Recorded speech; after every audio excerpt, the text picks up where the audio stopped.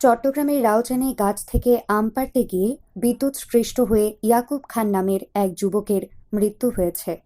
15 মে বুধবার সকাল আনুমানিক 10:30টার দিকে উপজেলার 12 নং উর্কিরচর ইউনিয়নের 7 নং ওয়ার্ডের মহিষপরম গ্রামে এই ঘটনাটি ঘটে। সে এলাকার ফজু খানের বাড়ির মৃত নূর ইসলাম খানের পুত্র। স্থানীয় সমাজকর্মী মোহাম্মদ রাশেদ জানান, ইয়াকুব খান 5 ভাইয়ের পরিবারে সবার কনিষ্ঠ। সে বাড়ির কাছেই একটি পোল্ট্রি ফার্মের দোকান করত। বুধবার সকালে গাছে উঠে অ্যালুমিনিয়ামের পাইপ দিয়ে আম গাছ থেকে আম পাড়ার সময় গাছের পার্শ্ববর্তী বৈদ্যুতিক তারের সাথে বিদ্যুৎ স্পৃষ্ট হলে নিচে পড়ে যায়। সেখান থেকে তাকে উদ্ধার করে নগরীর এভার কেয়ার হাসপাতালে নেওয়া হলে সেখানকার কর্তব্যরত চিকিৎসক তাকে মৃত ঘোষণা করেন। ব্যক্তিজীবনে ইয়াকুব খান ছিলেন অবিবাহিত। গত কিছুদিন পূর্বে প্রবাসে স্ট্রোকে আক্রান্ত হয়ে তার বড় ভাইয়ের মৃত্যু হয়।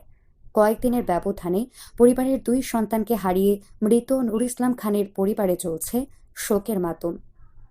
স্থানীয় ইউপি সদস্য মোহাম্মদ সাজ্জাদ শাহ ঘটনার সত্যতা নিশ্চিত করেন।